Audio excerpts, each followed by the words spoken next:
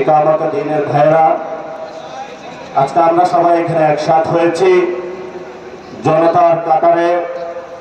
মাননীয় বিরোধী দলীয় নেতা থেকে শুরু করে অনেককেই দাওয়াত দেওয়া হয়েছিল জুলাই গণ অভ্যুত্থানের জাদুঘর উদ্বোধনে, কিন্তু ওনারা ইতিহাসের ঐতিহাসিক দায়িত্ববোধের জায়গা থেকে যেভাবে গত 2 বছর আগে 24-এ রাজপথে জনগণের সাথে ঐক্যবদ্ধভাবে ছিলেন, সরকারের এই লন্ডন চুক্তিতে যে উপস্থিত ছিল ইউনূস, ডক্টর ইউনূস এবং জনাব তারেক রহমান, সেই লন্ডন চুক্তির পার্ট না হয়ে আজকে জনগণের সাথে ঐক্যবদ্ধ হয়ে এখানে উপস্থিত হয়েছেন।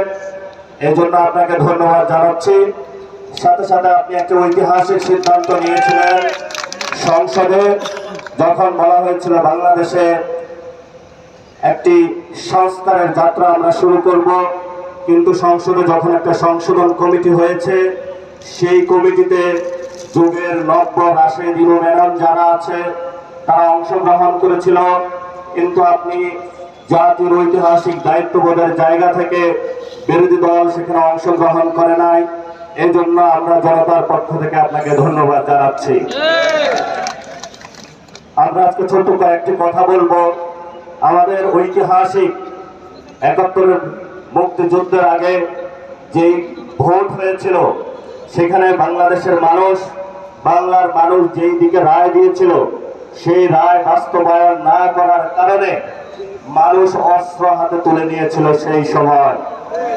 সেই সময়কালীন যাকে বলা হয় বঙ্গবন্ধু, উনি আসলে ভারত বন্ধু, সেই ভারতে পালিয়েছিলেন। বাংলাদেশের মানুষ, মুক্তিকামী মানুষ, বাংলাদেশ যখন স্বাধীন করেছিল, সেখান ভারত থেকে উঁকি দিয়ে বাংলাদেশে এসে বললেন, আমি বাংলাদেশ স্বাধীন করেছি। যে মুক্তিযুদ্ধের কথা ছিল সাম্য, মানবিক মর্যাদা এবং ন্যায় বিচার, সেই 3টি ধারাকে ব্যাহত করে বাংলাদেশের রক্ষী বাহিনী গঠন করে বাংলাদেশের মানুষের উপরে ভারতীয় শাসন ব্যবস্থার যে এক্সটেনশন, সেটা তিনি সেই সময় করেছিলেন। তেমনি 24-এর গণ অভ্যুত্থানে যখন মানুষ হাসিনার ফেসিবাদীতে নির্যাতিত, নিপীড়িত ছিল, আজাদীর স্লোগান উচ্চারিত হচ্ছিল, সেই সময়কালীন বাংলাদেশের সকল মানুষ রাজপথে ঐক্যবদ্ধভাবে নেমে যখন বাংলার মানুষকে মুক্তি দিয়েছিল, সেই সময়কালীন লন্ডন থেকে একজন বাংলাদেশে এসে ছাত্রদল, যুবদলের সন্ত্রাসী বাহিনীকে উস্কে দিয়ে বললেন, আমি হলাম বাংলাদেশের এই গণ অভ্যুত্থানের মাস্টার মাইন্ড।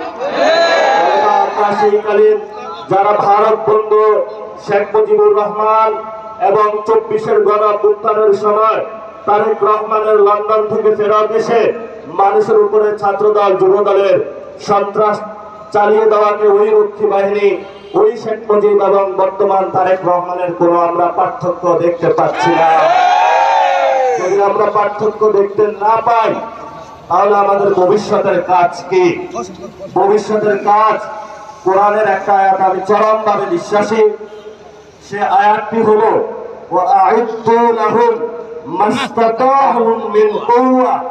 তোমাদের যতটুকু আছে ততটুকু নিয়ে প্রস্তুতি গ্রহণ করো।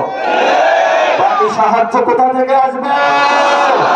সাহায্য কোথায় থেকে আসবে? সেই গণ অভ্যুত্থানের দিন, এখন বাজে 12টা, সকালবেলায় বাংলাদেশ পুরো স্তব্ধ, আর্মি সব জায়গায় করিডোর দিয়ে রেখেছিল। আমি আর নাহিদ একটা বাসায় আবদ্ধ ছিলাম। আমরা সকালবেলা বের হতে চাইলাম, বলল গুলি করা হবে। যে বাসায় আবদ্ধ ছিলাম, একজন শিক্ষককে নিচে পাঠাইলাম। বললাম, স্যার একটু দেখে আসুন নিচের কি অবস্থা। স্যার বলল, নিচ থেকে উঠে এসে যা আর্মি হলো আমার পেটে হলো গুলি ধরেছে, যাওয়ার কোনো অপশন নাই। আমাদের অনেক ভাই সেই দিন সকালে শহীদ মিনারে অবস্থান নিয়েছিল, সেইখানে অনেক গুলিবিদ্ধ হয়েছিল।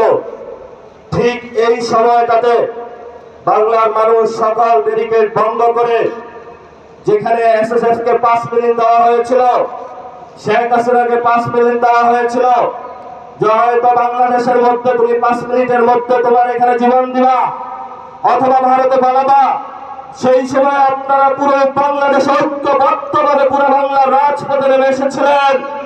সেই সময়কালীন 5 তারিখে তারেক রহমান বাংলাদেশে ছিল না।